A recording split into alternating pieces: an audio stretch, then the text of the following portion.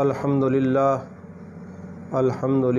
رب العالمین والعاقبۃ للمتقین والصلاة والسلام علی سید الرسل وخاتم والمرسلین وعلی آلہ الطیبین واصحابہ الطاہرین اما بعد فاعوذ من الشیطان الرجیم بسم اللہ الرحمن الرحیم انما یخشی اللہ من عبادہ العلماء صدق اللہ العظیم وصدق رسولہ النبی الکریم الامین المکین الرؤوف الرحیم ان اللہ وملائکتہ یصلون علی النبی یا ایہا الذین آمنوا صلوا علیہ وسلموا تسلیما اللہم صلی وسلم علی سیدنا و مولانا محمد وعلی آل سیدنا و مولانا محمد وبارک وسلم وصلوا علیہ صلاۃ و سلام علیک یا رسول اللہ وعلی آلک و اصحابک یا حبیب اللہ۔ تمام تعریفیں اللہ تبارک و تعالیٰ کے لیے ہیں جو خالق کائنات بھی ہے، مالک شش جہات بھی، جو احد بھی ہے، صمد بھی ہے، جس کی شان لم یلد بھی ہے ولم یولد بھی۔ لا تعداد ہدیہ درود و سلام بارگاہ سید الانام، شفیع رحمت، والی امت، شاہ خوباں، جان جانا، شہنشاہ حسینہ، سید سروراں، سیاہ لا مکاں، تتیمہ دوراں، سرخیل زہرہ جمالاں، رازدان ما اوہا، شاہد ما طغا، صاحب علم نشرح، معصوم آمنہ احمد مجتبیٰ حضرت محمد مصطفیٰ صلی اللہ علیہ وآلہ وصحبہ وبارک وسلم کی دربار ناز میں اپنی عقیدتوں، ارادتوں، محبتوں کا خراج پیش کرنے کے بعد آج جس ہستی کی ذات کو ہم نے موضوع سخن بنایا ہے وہ کوئی ہستی عام نہیں ہے جن کو دنیا امام اہل سنت، غزالی زماں، رازی دوراں، شیخ المحدثین، سند المفسرین، زبدۃ المحققین، عمدۃ الواصلین، قطب العارفین، فخر الصالحین، قدوۃ الکاملین، سیدی و سندی حضرت علامہ سید احمد سعید شاہ صاحب کاظمی رضی اللہ تعالیٰ عنہ و ارضاہ کی ذات گرامی پر آج ہم تھوڑی سی گفتگو کریں گے۔ یقیناً حضور غزالی زماں، رازی دوراں، سیدی و سندی سید احمد سعید شاہ صاحب کاظمی رحمۃ اللہ علیہ وہ ہستی ہیں جن کی عظمت کو کوئی محدث بیان کر سکتا ہے، کوئی مفسر بیان کر سکتا ہے، ان کے فن مناظرہ کو کوئی مناظر اعظم بیان کر سکتا ہے، ان کی ولایت کو کوئی ولی بیان کر سکتا ہے، ان کے علم کو کوئی عالم بیان کر سکتا ہے، ان کی سخاوت کو کوئی سخی ہی بیان کر سکتا ہے، لیکن میں کیا بیان کروں؟ اس کے باوجود میرے دل میں ایک خیال آیا کہ چلو کما حق ہو ان کی شان بیان تو نہیں کر سکتا، کم از کم ان کے غلاموں میں اور ان کے محبت کرنے والوں میں اپنا نام تو لکھوا سکتا ہوں۔ جیسے کہ روح البیان میں ہے کہ حضرت یوسف علیہ السلام کو جب مصر کے بازاروں میں بیچا جا رہا تھا تو ایک مائی سود کی اٹی لے کے آئی۔ کسی نے پوچھا اماں یہاں تو ہیرے جواہرات سے حضرت یوسف علیہ السلام کو خریدا جا رہا ہے اور تو ایک سود کی اٹی لے کے آ گئی؟ تو مائی نے بڑا خوبصورت جواب دیا، اس نے کہا پتہ مجھے بھی ہے کہ حضرت یوسف علیہ السلام جو ہیں اس سود کی اٹی کے بدلے میں مجھے نہیں مل سکتے، میں تو اس لیے آئی ہوں، چلو خریداروں میں میرا نام تو آ جائے گا۔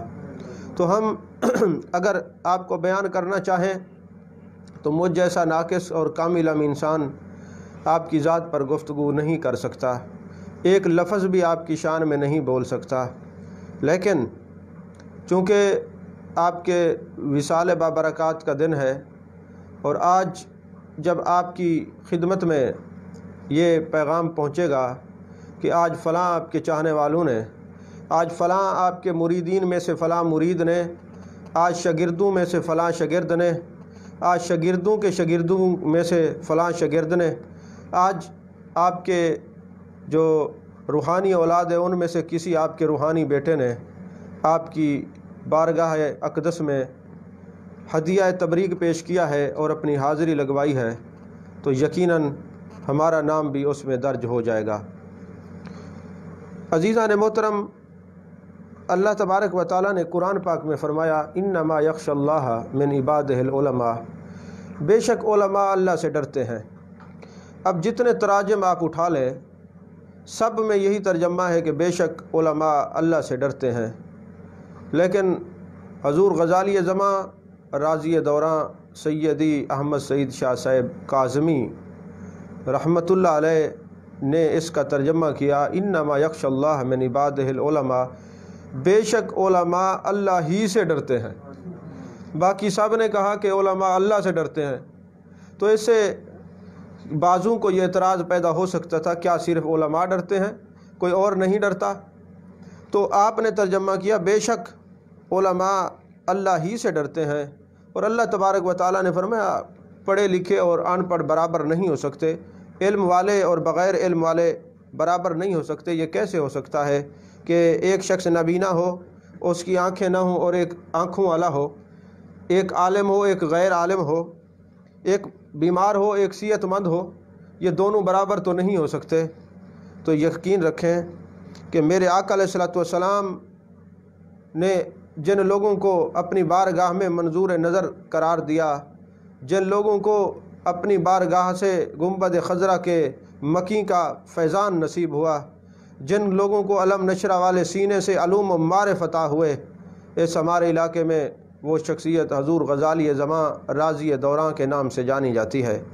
آپ اندازہ لگائیں، میں سمجھتا ہوں آپ کا یہ تغلب ہے، آپ کی یہ کرامت ہے۔ آج بہت سے لوگ اپنے نام کے ساتھ غزالی زماں راضی دوراں کا لقب چوری کرنے کی کوشش کرتے ہیں، لیکن یہ لقب ان لوگوں کے ساتھ لگتے ہی ایسے لگتا ہے جیسے یہ الفاظ طنزیہ طور پر مسکرا رہے ہوں۔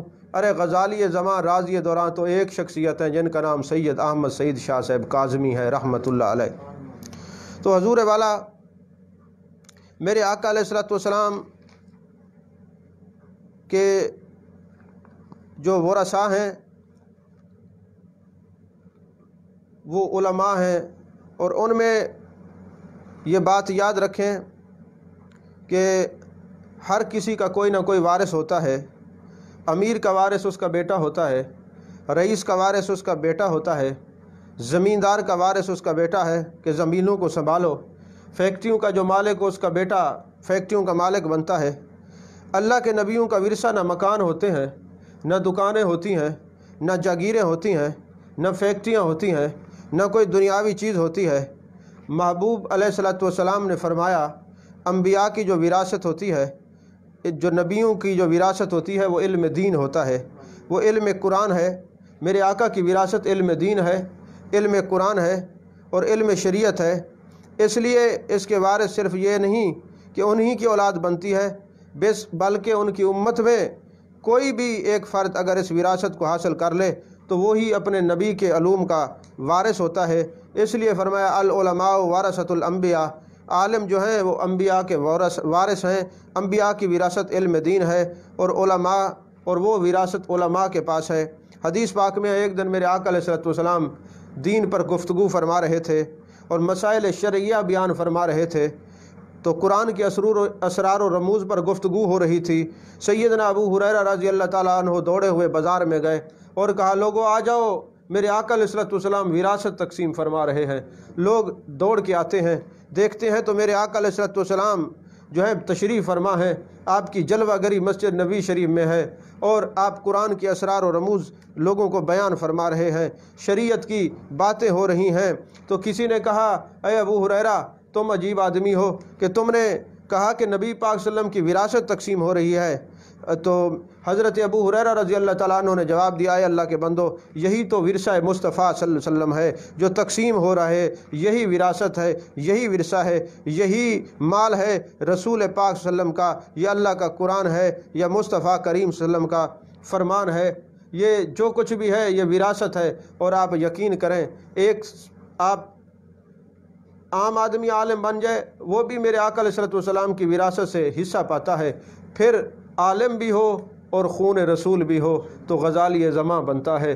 اور پھر جناب والا اعلیٰ حضرت نے فرمایا تیری نسل پاک میں ہے بچہ بچہ نور کا، تو ہے عین نور تیرا سب گھرانہ نور کا۔ میرے مصطفیٰ کریم صلی اللہ علیہ وسلم کی جو ذات ببرکات ہے وہ بھی نور ہے، علم بھی نور ہے، اور پھر جو آپ کی نسل پاک میں ہے وہ نور والے نور لے رہے ہیں اور لوگوں میں وہ نور تقسیم کر رہے ہیں۔ وہ نابینا کو بینا بنا رہے ہیں، وہ مردہ دلوں کو زندہ کر رہے ہیں، ارے وہ دین سے جو دور تھے ان کو جناب شریعت مطہرہ کا پابند بنا رہے ہیں۔ آج آپ دیکھیں کہ پوری دنیا کے اندر کوئی علاقہ ایسا نہیں جہاں حضور غزالی زماں کے شاگرد نہ جلوہ فرما ہوں، شاگردوں کے شاگرد موجود نہ ہوں۔ یقین فرمائیں حضور غزالی زماں نے میرے مصطفیٰ کریم صلی اللہ علیہ وسلم کا عشق جو پوری دنیا میں پھیلایا ہے، تو میں اکثر کہا کرتا ہوں کہ شاید کسی نے حضور غزالی زماں جیسے لوگوں کے بارے میں کہا تھا کہ حضور غزالی زماں جیسی جو شخصیت ہے وہ صدیوں کے انتظار کے بعد پیدا ہوتی ہے اور صدیوں تک اپنی بلند نظری اور پاکیزہ افکار سے ساری دنیا کو منور کرتی رہتی ہے۔ آپ اندازہ لگائیں، میں برملا تمام دوستوں کو کہتا رہتا ہوں، لوگوں اگر موجودہ دور میں آپ چاہتے ہیں کہ آپ کا جو گھرانہ ہے وہ بدعقیدگی سے بچ جائے تو آپ اپنے بچوں کو حضور غزالی زماں کی مقالات پڑھائیں، انہوں نے جو قرآن پاک کے جو پہلے سپارے کی تفسیر لکھی ہے وہ پڑھیں، جو سورۃ تحریم پر جو آپ کے پڑھیں، آپ جو ہیں آپ کے تمام مقالات پڑھیں، آپ کے ملفوظات پڑھیں، آپ کے بیانات پڑھیں اور آپ کی زندگی کا مطالعہ کریں تو یقین فرمائیں یہ حضور غزالی زماں وہ ان کو پڑھنے والا ایسے لگتا ہے جیسے اس کا سینہ مدینہ بن گیا ہو، ایسے محسوس ہوتا ہے کہ حضور غزالی زماں نے لوگوں کا تعلق گنبد خضرا سے اور گنبد خضرا کے مکین سے ایسے جوڑ دیا ہے، اگر کوئی آپ کو پڑھ کر اور آپ کی تعلیمات پر عمل کر کے اپنے سینے میں ذرا جھانک کے تو دیکھے تو اس کو حسن مصطفیٰ آشکار نظر آئے گا، اس کو محبوب علیہ السلام کے جلوے میسر ہوں گے۔ ارے وہ تو اتنے باکمال شخصیت تھے کہ خانپور میں جب لوگوں نے فرمائش کی مدرسہ سراجیہ میں سراج العلوم میں تو آپ نے آقا علیہ السلام کی زیارت کرا دی، تو کسی نے آپ کے بارے میں کہا کہ آپ جو ہیں واصل بھی ہیں اور موصل بھی ہیں، آپ لوگوں کو زیارت بھی کرواتے ہیں اور خود بھی آقا علیہ السلام کے دیدار سے ہر وقت مشرف رہتے ہیں۔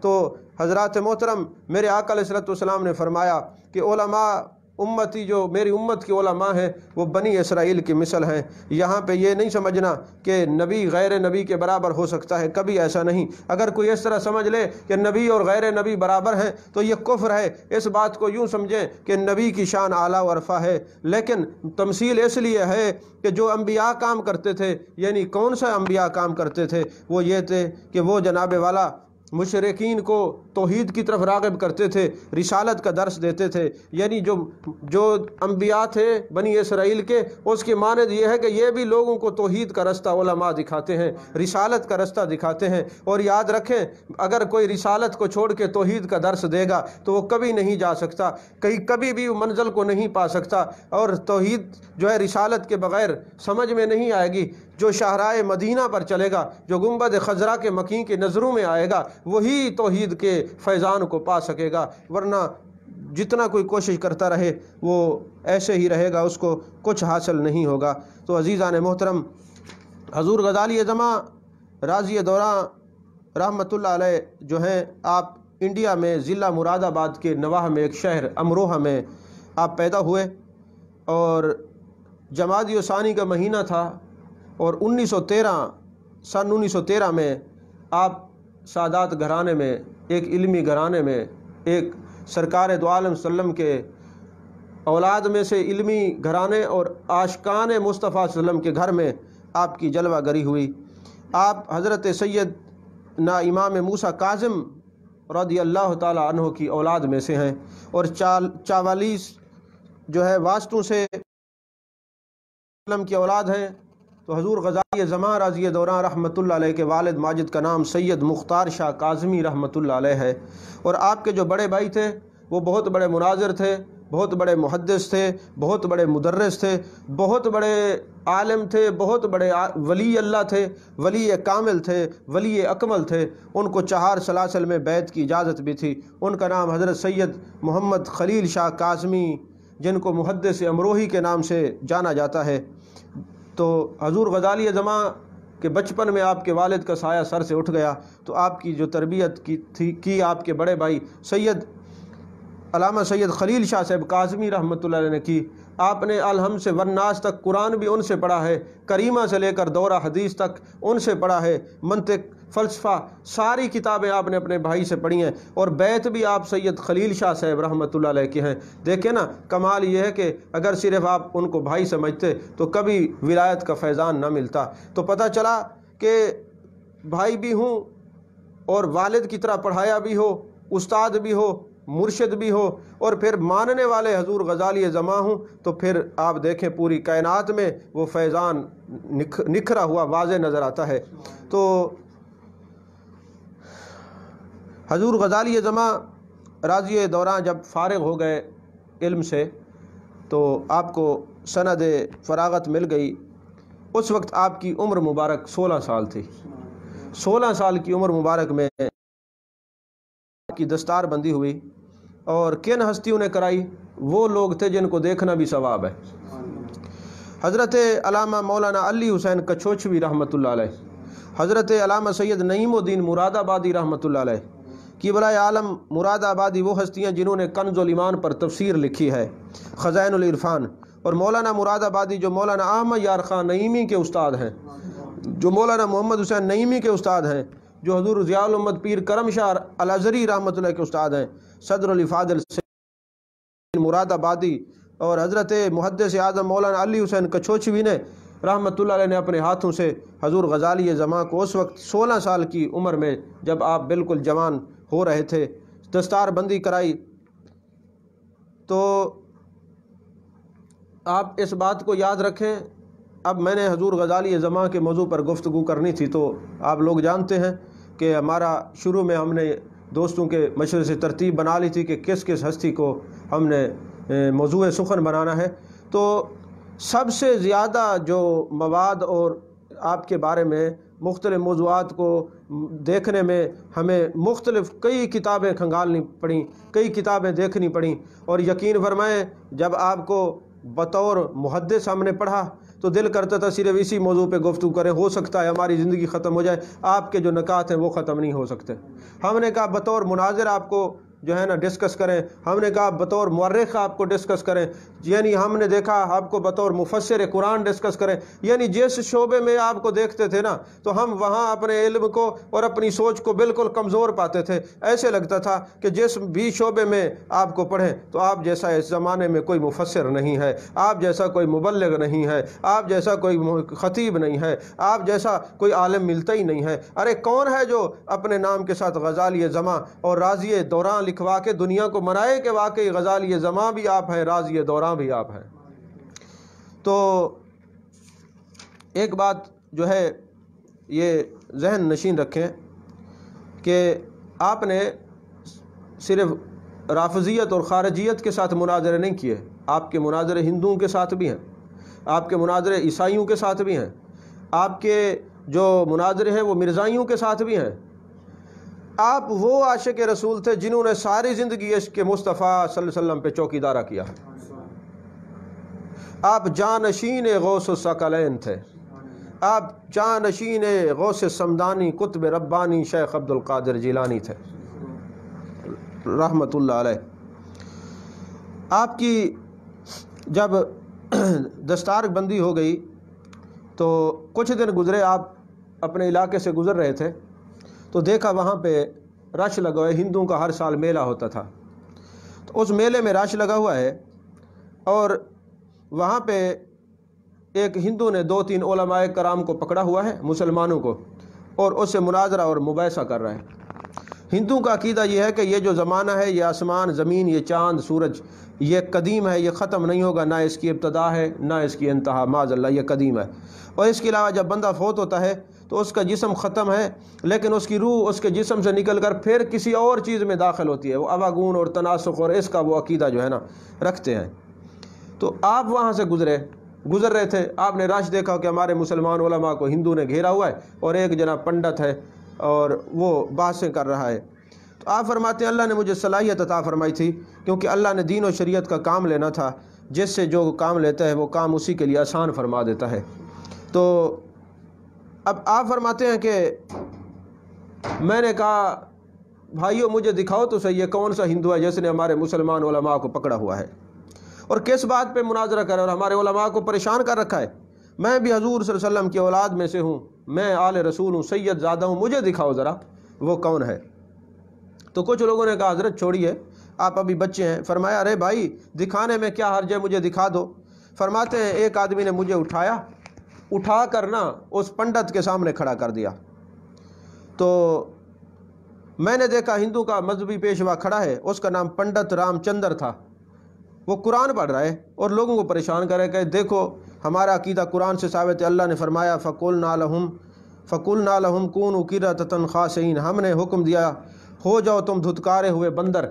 تو بنی اسرائیل کے کچھ لوگ ایسے تھے جو ہفتے کے دن شکار کرتے تھے, اللہ نے روکا اور پھر اللہ تبارک و تعالیٰ نے ان کو دھتکارے ہوئے بندر اور جو ہے نا خنزیر بنا دیا. اس نے جو ہے ایک دو آیاتیں رٹ رکھی تھیں اور اس پر وہ بحثیں کر رہا تھا.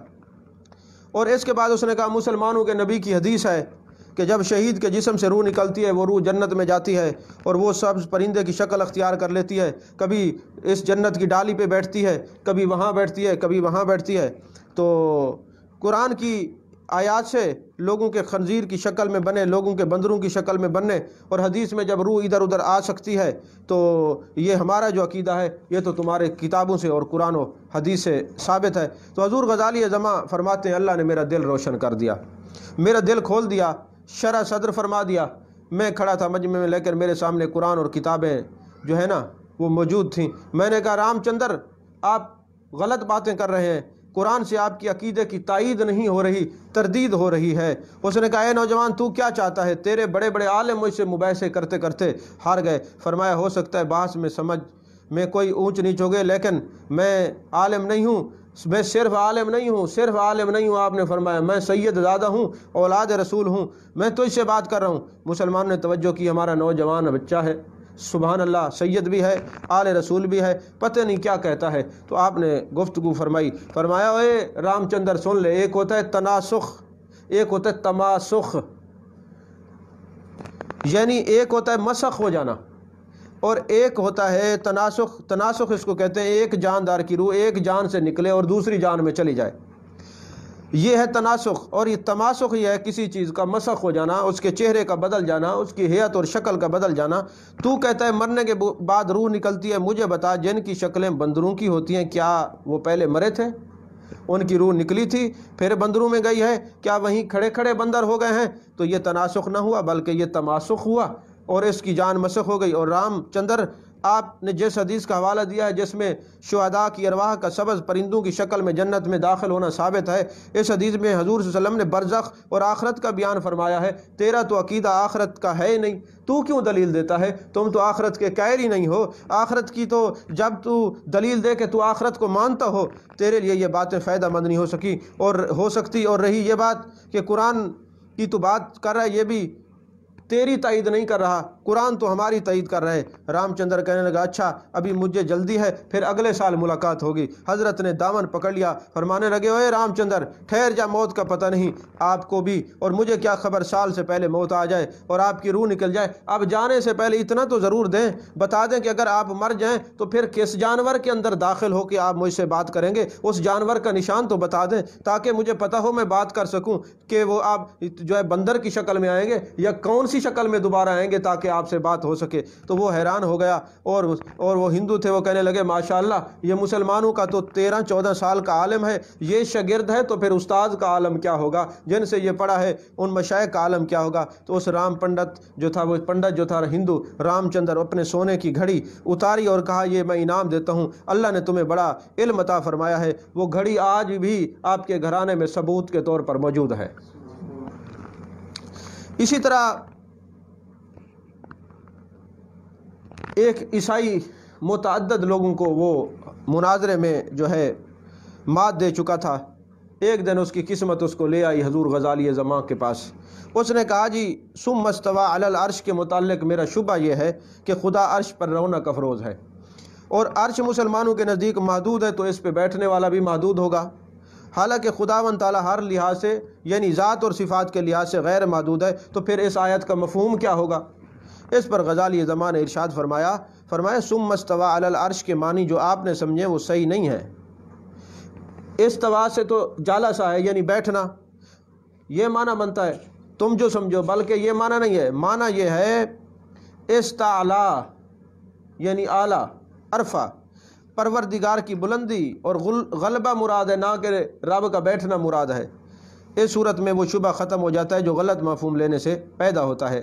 تو عیسائی نے دوسرا سوال کر دیا، اس نے کہا جی قرآن میں ہے وما ارسلنا من رسول الا بلسان قومی، کہ جس کے معنی یہ ہے کہ ہم نے کوئی رسول بھیجا نہیں مگر اس کی قوم یعنی زبان کے ساتھ۔ اعتراض یہ ہے آپ کی زبان تو اردو ہے، نبی کی زبان جو ہے عربی ہے، تو پتہ چلا ان کی بعثت آپ کی طرف نہیں تھی، صرف عربوں کے لیے تھی، کیونکہ قرآن میں بے لسان قوم ہی فرمایا ہے، یا یہ کہ وحی کا نزول اردو میں بھی ہوا ہے۔ علامہ کاظمی صاحب نے فرمایا قوم اور امت میں فرق ہے۔ قوم سے مراد یہ ہے کہ جس میں نبی کی پیدائش ہو وہ نبی کی قوم ہے، ہم نبی کی امت ہیں، قوم نہیں ہے۔ قرآن نے بے لسان امت نہیں فرمایا بلکہ بے لسان قوم ہی فرمایا ہے۔ نبی کی زبان وہ ہوتی ہے جس قوم میں وہ پیدا ہوتا ہے، اگر بے لسان امت ہی ہوتا تو اعتراض درست تھا، مگر اس آیت میں بے لسان قوم ہے، لہذا یہ اعتراض درست نہیں۔ اللہ اکبر، سبحان اللہ۔ عیسائی عالم نے تیسرا اعتراض کیا کہ قرآن مجید میں ہے کہ خداوند تعالیٰ کا نبی تصدیق کرنے والا ہے، اس کی جو تمہارے پاس توریت اور انجیل سے ہے، تو جب خدا کا نبی تصدیق کر رہے تو توریت اور انجیل تعریف شدہ ہے تو تصدیق کیسی؟ اور وہ بھی نبی، پتہ چلا کہ مسلمانوں کا یہ اعتراض غلط ہے کہ یہ توریت اور انجیل تعریف شدہ ہے، اصل نہیں۔ علامہ کاظمی صاحب نے فرمایا من التوراۃ والانجیل میں من جو ہے وہ بیانیہ ہے، جس کے معنی ہے خدا کا نبی تصدیق کرنے والا ہے، اس کی جو توریت اور انجیل میں ہے۔ ہمارا عقیدہ یہ ہے کہ ہم توریت اور انجیل کی تصدیق کرتے ہیں، اس پر ایمان رکھتے ہیں جو اللہ کی طرف سے نازل ہوئی ہے، اور یہی مفہوم اس آیت کا ہے، توریت اور انجیل سے جو ہے خدا کا نبی اس کا مصدق ہے۔ اس عظیم و شان جوابات سننے کے بعد عیسائی عالم نے علامہ کاظمی علیہ الرحمہ کو جن الفاظ میں خراج تحسین پیش کیا وہ سننے کے قابل ہے۔ اس نے کہا میرے شبہات کی تسکین علامہ کاظمی نے فرما دی ہے، آپ کی شخصیت علمی دنیا میں مایہ ناز شخصیت ہے، حاضر جوابی قدرت نے کوٹ کوٹ کے آپ کے اندر بھری ہوئی تھی، حافظہ غضب کا تھا۔ سب سے بڑی خصوصیت یہ ہے کہ آپ اپنے علم پر غرور اور تکبر نہیں فرمایا کرتے تھے، عاجزی اور انکساری سے پیش آتے تھے، اور آپ کی ذات انکساری اور محبت کا نمونہ ہے۔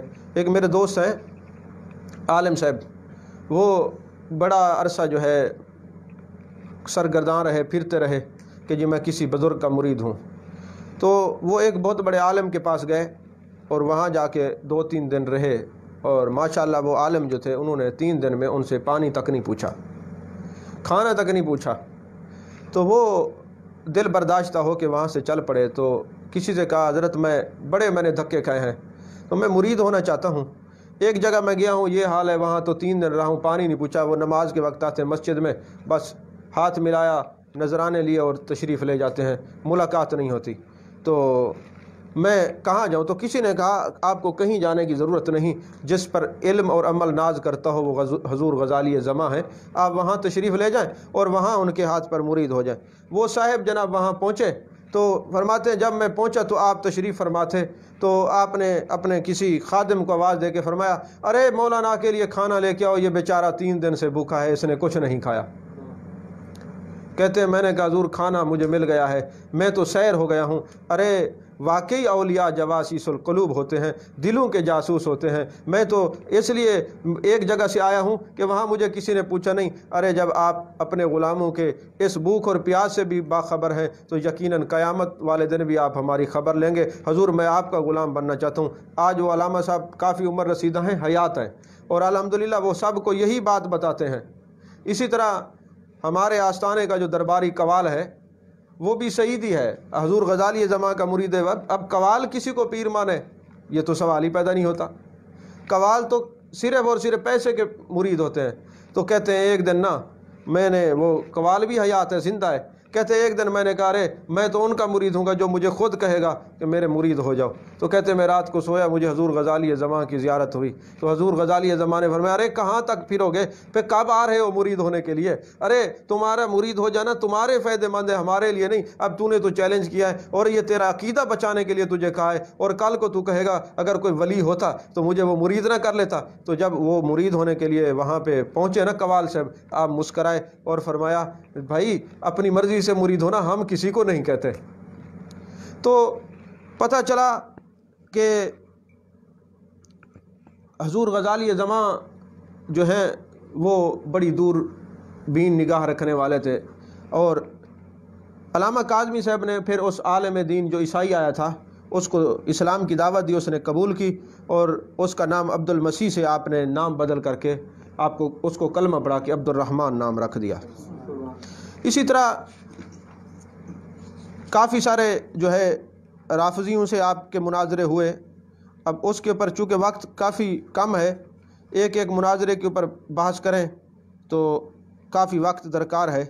تو زندگی نے کبھی وفا کی تو میرا دل بڑا کرتا ہے کہ میں کچھ دن آپ کی ذات پر بھی جو ہے گفتگو کروں. تو آپ جناب والا مختلف علاقہ جات میں عشق مصطفیٰ صلی اللہ علیہ وسلم کی دولت سے لوگوں کو مالا مال کرتے رہے.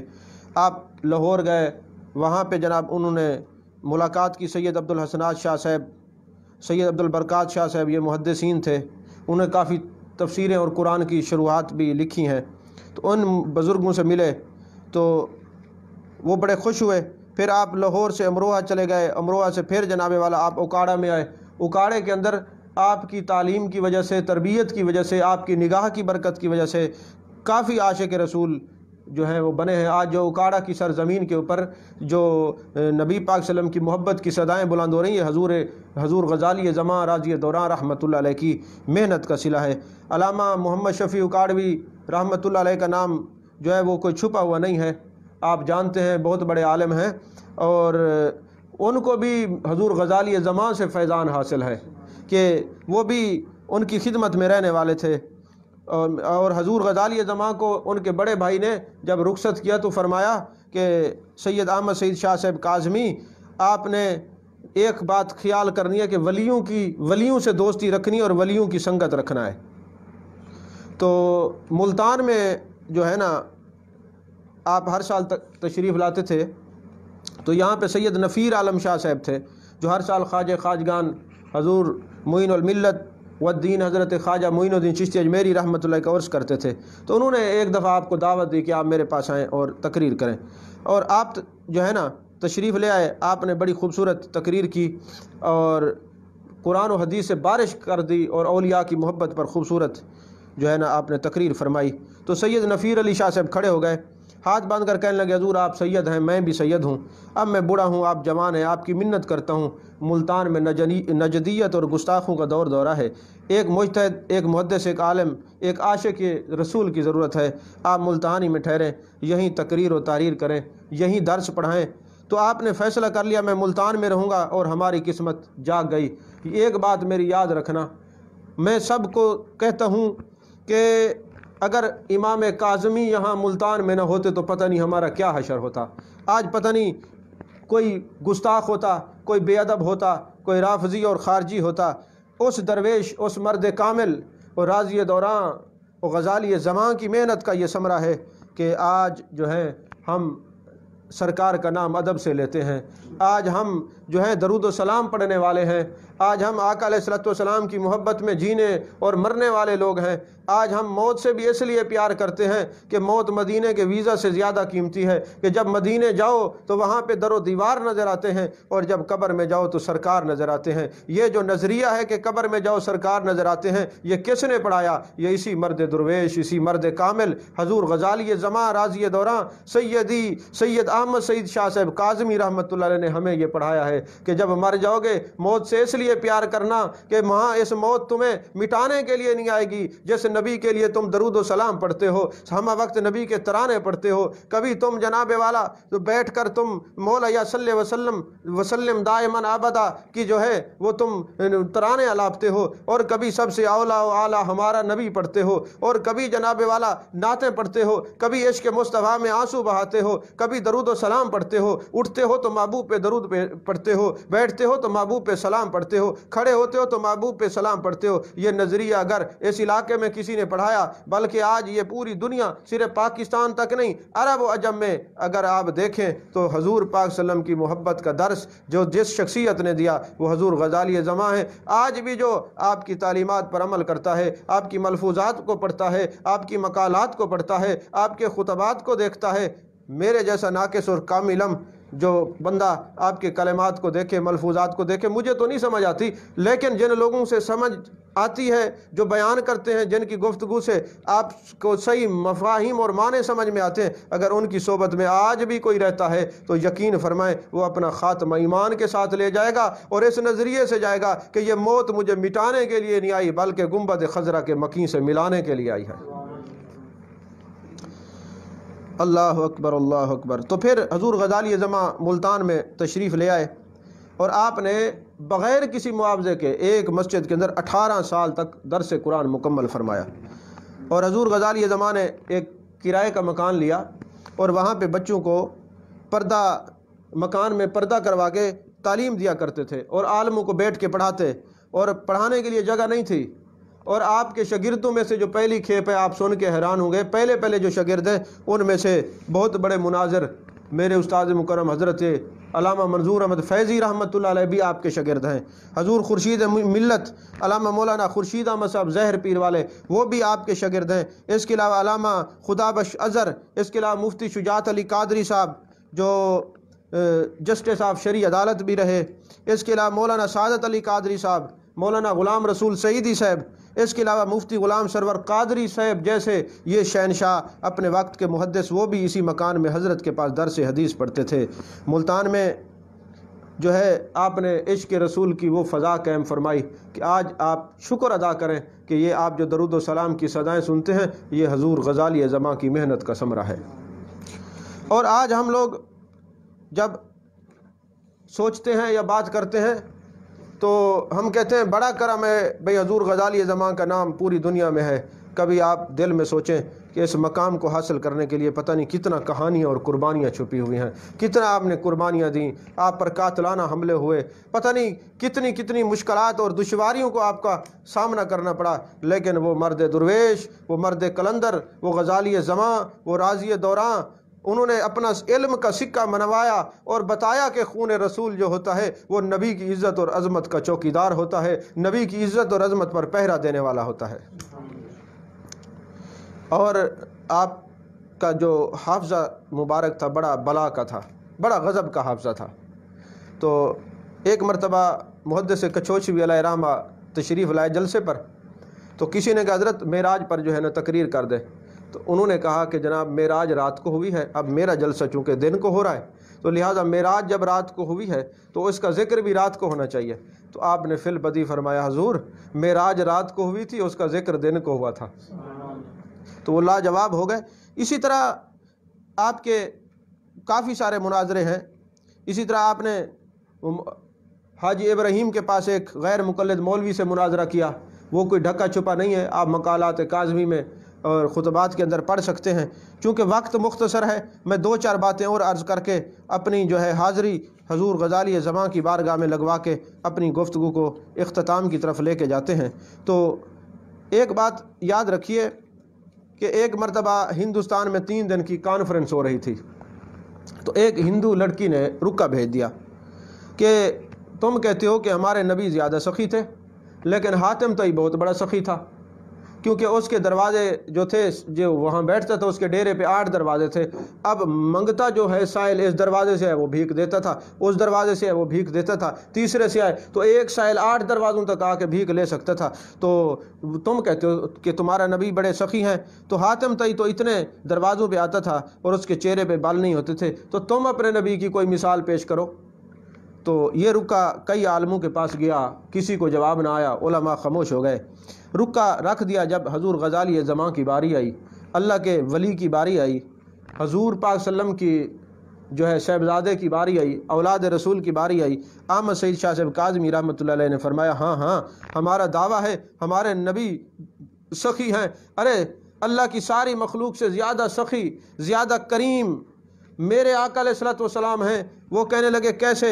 آپ نے فرمایا حاتم طئی کے 8 دروازے تھے، ایک بھکاری آیا، حاتم طئی نے دیا، ابھی اس بھکاری کی تمنا پوری نہیں ہوئی، اسی لیے وہ دوسرے دروازے پہ آ رہا ہے، پھر وہ تیسرے پہ آ رہا ہے، پھر چوتھے پہ آ رہا ہے، 8ویں پہ آ رہا ہے۔ ارے جس کو تم سخی کہتے ہو میری نگاہ سے دیکھو تو اس جیسا کنجوس نہیں ہے کوئی۔ اگر آنے والے سائل کی ضرورت پوری ہو گئی تو بھلا اس کو دوبارہ دروازے پہ آنے کی ضرورت کیا ہے؟ اس کا مطلب ہے وہ تھوڑا تھوڑا دے رہا تھا، لیکن میرے محبوب کریم ایسے ہیں کہ ان کے در مقدسہ پہ جو آ جاتا ہے ایک بار سوال کرتا ہے تو نسلیں عیش کرتی ہیں، پھر کسی سے مانگنے کی ضرورت نہیں رہتی۔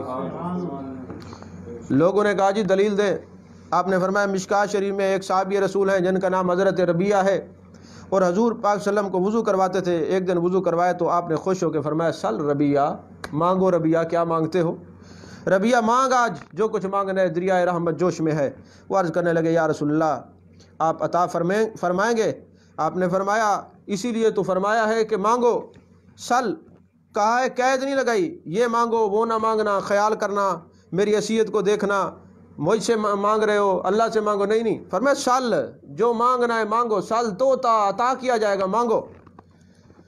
حضرت صحابی حضرت ربیہ بھی بڑے بروزن، انہوں نے برموقع سوال کیا تھا، تو ان کا بھی صحابی کا بھی عقیدہ یہ تھا کہ محبوب جو فرما رہے مانگو تو دے سکتے ہیں نا۔ اعلیٰ حضرت نے فرمایا نا با خدا، خدا کا یہی ہے در، نہیں کوئی مکر مفر۔ با خدا، خدا کا یہی ہے در، نہیں کوئی مفر مکر، جو وہاں سے ہو یہیں آ کے ہو، جو یہاں نہیں تو وہاں نہیں۔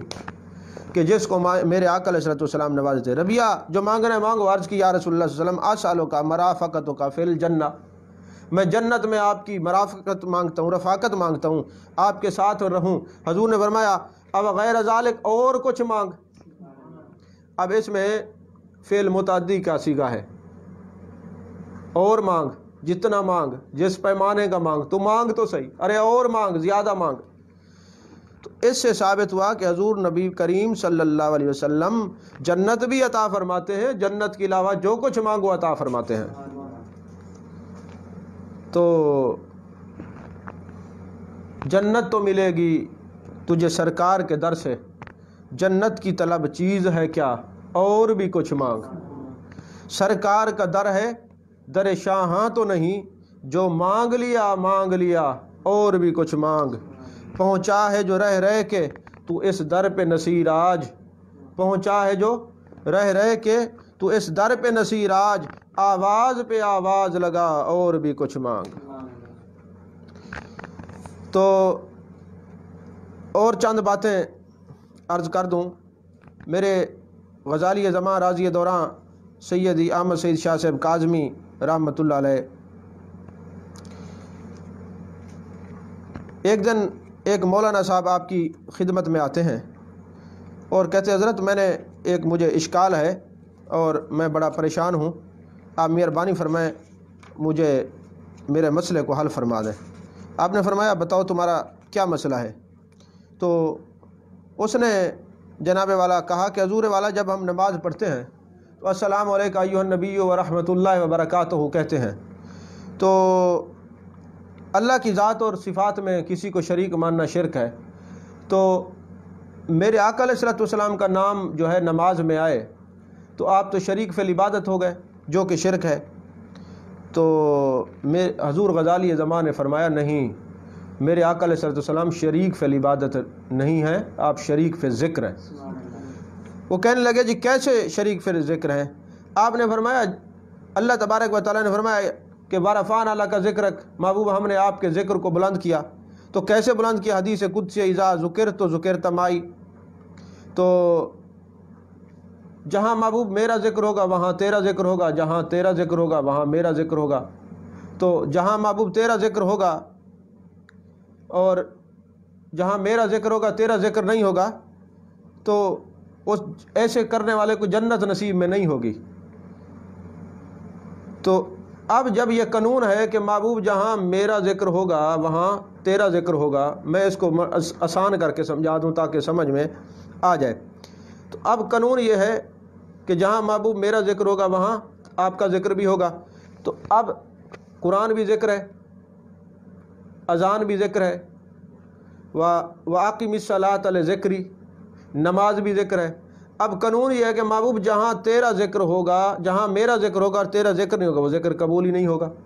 اب نماز بھی ذکر ہے اور ذکر اس نماز کے اندر محبوب کا ذکر نہ ہوتا تو نماز قبول ہی نہ ہوتی۔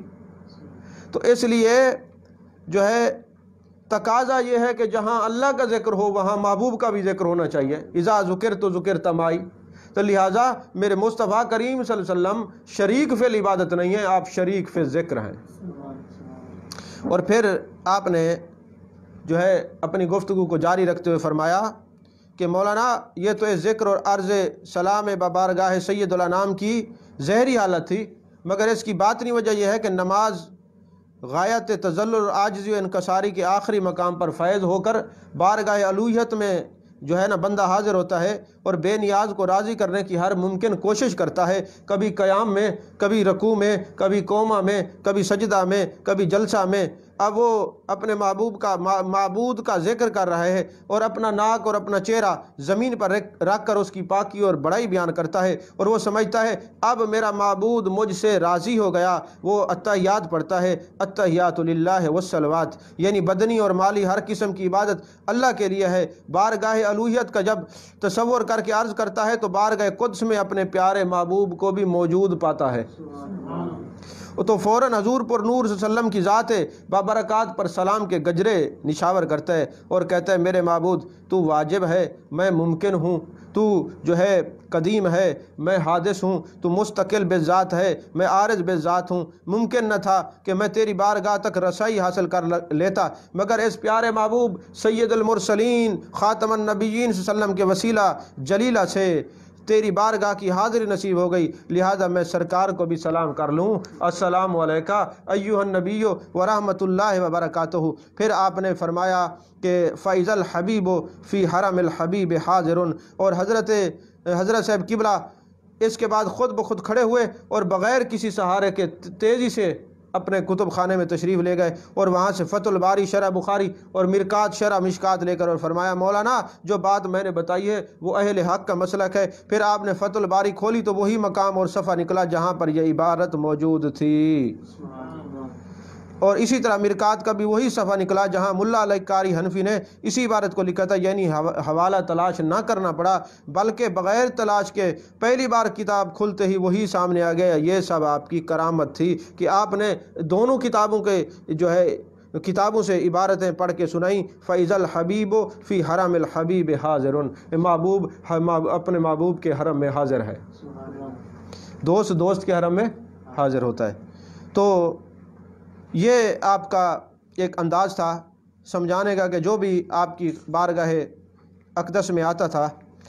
ایک دفعہ ملتان انصار کالونی میں ایک دوسرے مکتب فکر کے مولانا آ گئے، مولوی صاحب کہنے لگے حضور غزالی جماع سے کہ حضور یہ بتائیں کہ نبی پاک صلی اللہ علیہ وسلم حاضر ناظر ہیں؟ تو آپ نے فرمایا ارے بھائی یہ بتاؤ اب آپ کہاں ہیں؟ آپ صلی اللہ علیہ وسلم میرے آقا علیہ السلام کہاں ہیں؟ اس نے کہا اب تو آپ اللہ کے پاس ہیں۔ آپ نے مسکرا کے فرمایا بھائی اب ذرا یہ بتا دو اللہ کہاں ہے؟ اس نے کہا وہ تو ہر جگہ حاضر و ناظر ہے۔ آپ نے فرمایا جب حضور صلی اللہ علیہ وسلم اللہ کے پاس ہیں اور اللہ ہر جگہ حاضر ناظر ہے تو ہمارے پیارے نبی بھی تو ہر جگہ حاضر ناظر ہوئے، کیونکہ وہ اللہ کے پاس ہے اور اللہ ہر جگہ ہے۔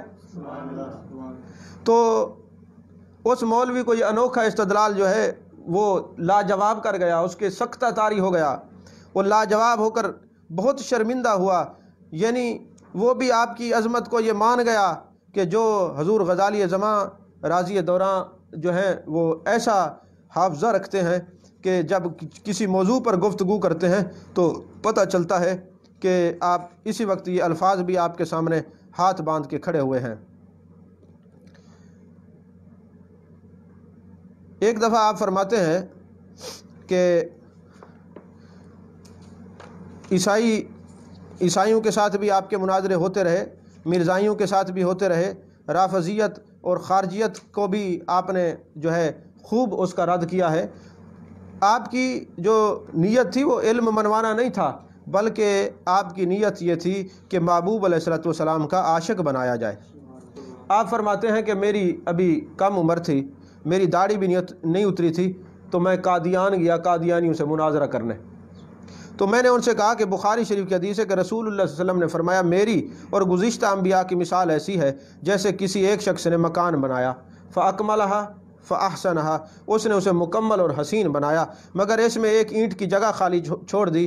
لوگ اس گھر میں داخل ہوتے ہیں اور اس کو دیکھتے ہیں اور اس کے حسن تعمیر پر تعجب کرتے ہیں اور کہتے کاش یہ اینٹ کی جگہ خالی نہ ہوتی۔ تو حضور نبی کریم صلی اللہ علیہ وسلم نے فرمایا وہ اینٹ میں ہوں۔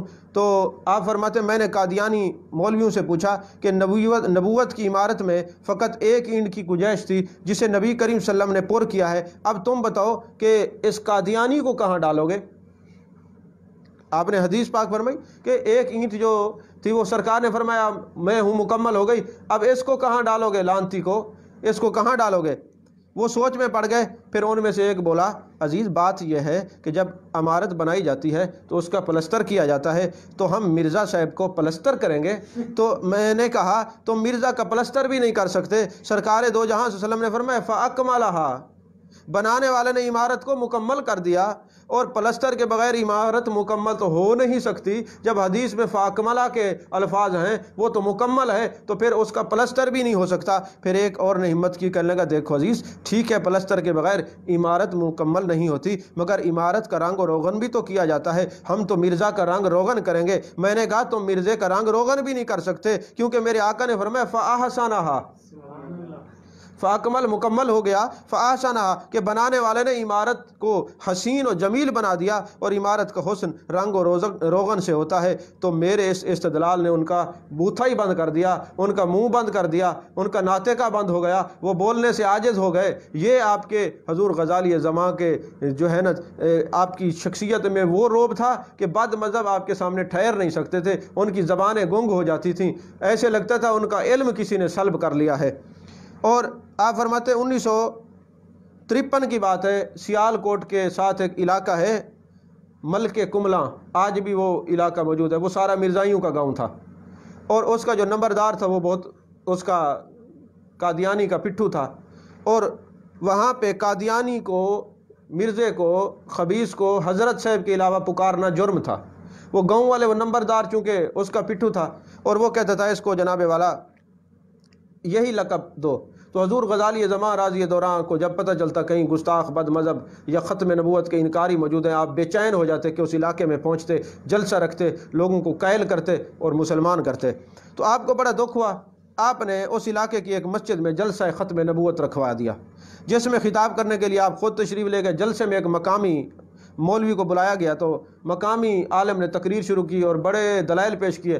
تھوڑی دیر گزری، اس کے دلائل جناب والا کمزور ہو گئے اور ادھر کی بات کرنے لگ گیا، اور اس کی زبان اس کا ساتھ دینا چھوڑ گئی۔ تو آپ نے پوچھا کہ ارے کیا بات ہو گئی، یہ علامہ صاحب یہ موضوع بدل گیا یا عالم بدل گئے، بڑی خوبصورت تقریر کر رہے تھے، یہ موضوع سکپ کیوں ہو گیا ہے، ذرا دیکھو تو صحیح۔ تو ایک بندہ گیا، جا کے اس نے دیکھا کہ جو وہ چودھری تھا علاقے کا، اس نے جو ہے پسٹل ریوالور تانا ہوا ہے اور کہہ رہے کہ مولوی اگر مرزا کے خلاف بات کی تو میں تیرا سینہ چھلنی کر دوں گا۔ تو جب حضور کو یہ حضور غزالی زماں کو خبر ملی، آپ اللہ اکبر فرماتے ہوئے یہ بات برداشت نہ کر سکے، اور آپ سیدھے جو ہے اسٹیج پر تشریف لائے، مختصر عربی خطبہ ارشاد فرمایا اور فرمایا مسلمانوں پورے ہوش و حواس کے ساتھ میری بات سنو، یہ میرے اور آپ کے ایمان کا مسئلہ ہے۔ میں پورے یقین کے ساتھ کہتا ہوں جو شخص بھی نبی کریم صلی اللہ علیہ وسلم کے بعد نبوت کا دعویٰ کرے وہ کافر ہے، وہ کافر ہے، وہ مرتد ہے اور بے ایمان ہے۔ اس لیے مرزا قادیانی بھی کافر ہے، مرتد ہے، جو اس کو کافر و مرتد نہ سمجھے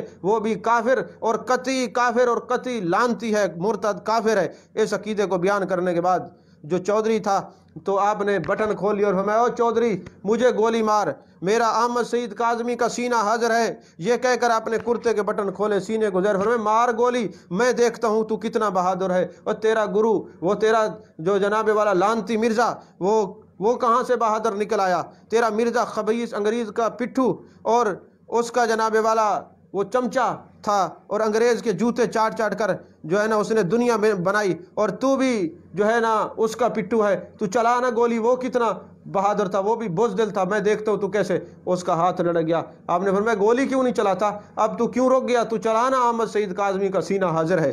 تو آپ نے کہا لوگوں بتاؤ، ہم اس پٹھو جو انگریز کا پٹھو ہے، اس کا بوٹ پالش کرنے والا ہے، اس کا ٹوڈی ہے، اس کی بات مانے یا اپنے نبی کی بات مانے؟ حاضرین بولے ہم تو نبی کی بات مانیں گے، کیونکہ آقا علیہ الصلوۃ والسلام کے بعد کوئی نبی نہیں آ سکتا۔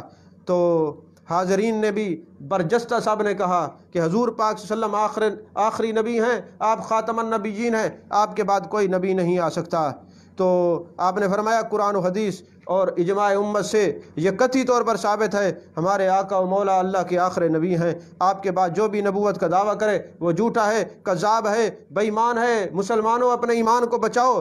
حضور امام اہل سنت غزالی زماں راضی دوران نے جس جرأت سے یہ تقریر فرمائی، یہ صرف آپ کی شان تھی، ورنہ ایسے موقعوں پر بڑے بڑوں کے پتے پانی ہو جاتے ہیں۔ جب آپ دلائل و براہین کے ساتھ مرزائیوں پر برسنے لگے تو اس مرزائی چودھری کے ہاتھ لٹک گئے اور لوگوں نے اسے پکڑ لیا، اس کی ساری چدراہٹ خاک میں مل گئی۔ آپ کے خطاب کی تاثیر سے کئی مرزائی آپ کے دست اقدس پر طیب ہو کر حلقہ اسلام میں داخل ہو گئے۔ اب اس علاقے میں کوئی مرزائی نظر نہیں آتا، پورا علاقہ سنیت ہے اور پورے علاقے میں سنیت کا غلبہ ہے، پورے علاقے میں عشق رسول کی جو شمع جل رہی ہے یہ حضور غزالی زماں کی وجہ سے ہے۔ اسی طرح آپ نے ہمیشہ لوگوں کو آقا علیہ الصلوۃ والسلام کا جو ہے غلام بنایا ہے۔ اب آخری بات عرض کر کے اپنی گفتگو کو اختتام کی طرف لے کے جائیں گے، وقت چونکہ کافی ہو گیا ہے اور آپ لوگ بھی اتنے متحمل نہیں ہوتے، گفتگو سننے کے بعد فوراً میسج آ جاتے ہیں کہ جی تھوڑی بات ہونی چاہیے، سمجھ آتی ہے۔ تو ابھی تو میں غزالی زماں راضی دوران رحمۃ اللہ علیہ کے بارگاہ میں ابتدا کر رہا ہوں، تو اتنا وقت ہو گیا ہے، اس کے لیے تو میں سمجھتا ہوں کہ مجھ جیسا ناقص اور کم علم بندہ آپ کے بارے میں گفتگو کرے تو زندگی ختم ہو سکتی ہے، آپ کے جو شان کے پہلو ہیں اس پر مکمل بحث نہیں ہو سکتی۔ تو حضور غزالی زماں ایک دفعہ قصور تشریف لے گئے اور وہاں پر بابا بلے شاہ کی نگری میں آپ نے تقریر کی اور وما ارسلناک الا رحمۃ للعالمین جو ہے آپ نے آیت تلاوت فرمائی، خطاب شروع ہو گیا۔ آپ کا بیان اتنا عالی شان، ٹھوس اور دلائل سے بھرپور تھا کہ غیروں کو بھی آپ کا علمی ملکہ ماننا پڑا۔ لفظ رحمت کے بارے میں آپ نے فرمایا یہ مصدر ہے اور اس جگہ پر فاعل یعنی رحم کے معنی میں ہے، اور رحم کے لیے مندرجہ ذیل شرائط کا ہونا ضروری ہے، ورنہ وہ کسی پر رحم نہیں کر سکتا۔ پہلی شرط یہ ہے کہ جو رحم کرنے والا ہو خود زندہ ہو تو کسی پر رحم کرے گا، اگر زندہ نہ ہو تو رحم کیسا اور رحمت للعالمین کیسا۔ اور دوسرا یہ ہے کہ رحم کرنے والا کو علم ہو کہ رحمت کرنے کے لیے کون سی مخلوق مستحق، ضرورت مند اور محتاج ہے، اور تیسرا یہ ہے کہ رحم کرنے والے کے یہ ضروری ہے کہ محتاج رحمت کی امداد کی پاور اور طاقت رکھتا ہو۔ آپ نے فرمایا دیکھیے اگر رحم کو محتاج رحمت کا علم نہیں تب بھی رحمت نہیں کر سکتا، اگر رحمت کرنے کی طاقت نہیں تب بھی رحمت نہیں کر سکتا۔ نیز یہ فرمایا کسی آدمی کے بیٹے کو پولیس پکڑ کے لے جائے اور باپ کو علم ہوگا تب اس کے دل میں بیٹے کے بارے میں رحمت کی لہر آئے گی، اور علم کے بعد چھڑانے کی قوت نہیں تو پھر رحمت کیسے ہوگی؟ اب علم ہے قوت نہیں ہے تو کیسے رحمت کرے گا؟ معلوم ہوا ہمارے حضور پر نور سید عالم نور مجسم آپ فخر آدم و بنی آدم نبی کریم صلی اللہ علیہ وسلم رحمت للعالمین ہیں، تو ماننا پڑے گا کہ آپ کو تمام کائنات کا علم ہے اور کون سی مخلوق ہے کہ کس قسم کی رحمت کی محتاج ہے اور کس مخلوق پر رحمت کرنا ہے۔ دوسری بات یہ بھی معلوم ہوئی کہ آپ کو جمیع عالمین کے لیے رحمت پر قوت و قدرت حاصل ہے۔ آپ نے اس موضوع پر تقریباً 2 گھنٹے خطاب فرمایا اور نقلی اور عقلی دلائل دیے کہ غیروں کے تمام شکوک و شبہات ختم ہو گئے اور اپنے ساتھیوں کے ایمان مضبوط ہو گئے۔ ہر ایک کی خواہش تھی کہ آپ کا بیان تمام رات جاری رہے، کیونکہ آپ کی ہر بات پیاری اور شیریں ہوتی تھی، نہ کسی پر تان ہوتا نہ ملامت ہوتی۔ آپ کے خطاب کا ہر لفظ یہ ظاہر کر رہا تھا یہ کسی محقق کے عصر، علم و فنون کے ماہر، حدیث و تفسیر کے عدیم المثال عالم، علم و عرفان کا خزانہ عاشقان رسول صلی اللہ علیہ وسلم کے سامنے تقسیم کر رہے ہیں، وہ اپنے اپنے دامن کو پر کرتے جا رہے ہیں۔ تو عزیزان محترم، حضور غزالی زماں نے جو عشق مصطفیٰ کی شمع روشن کی تو ان کی مثالیں بہت کم ملتی ہیں۔ آپ جو ہے 25 رمضان المبارک 1987 میں اس جہان فانی کو ہمیشہ کے لیے جو ہے وہ رخصت کر کے تشریف لے گئے۔ ابھی آپ کی وصال پر گفتگو کریں تو وہ گھڑیاں، وہ لمحات جو ہیں پر درد ہیں، پر درد کے ساتھ پر کیف بھی ہیں، ایسے معاملات ہیں۔ تو آپ 1987 میں آپ کا وصال ہوا، 25 رمضان المبارک تھی، افطاری کے وقت، اور آپ کا جو جنازہ ہے آپ کے بڑے صاحبزادے جناب جانشین غزالی زماں، مظہر غزالی زماں حضرت سید مظہر سید شاہ صاحب کاظمی دامت برکاتہم العالیہ نے پڑھائی۔ اور آپ کا مزار آپ جانتے ہیں عیدگاہ شریف خانے وال روڈ پر مرجع الخلائق ہے، جہاں دن رات عاشقان مصطفیٰ آتے ہیں۔ آج بھی آپ مزار کے اندر بھی اپنے شاگردوں کی، اپنے مریدین کی، اپنے چاہنے والوں کی، محبوب علیہ الصلوۃ والسلام کی سے محبت کرنے والوں کی آج بھی رہنمائی فرما رہے ہیں۔ دعا ہے کہ قیامت تک آپ کا فیضان جاری رہے اور آپ کی روح مقدسہ آپ کے تمام مریدین، شاگردوں، تمام چاہنے والوں، بالخصوص تمام سنی اور اہل سنت کے ایک ایک نمائندے سے آپ کی روح مبارک راضی رہے۔ وآخر دعوانا الحمد للہ رب العالمین۔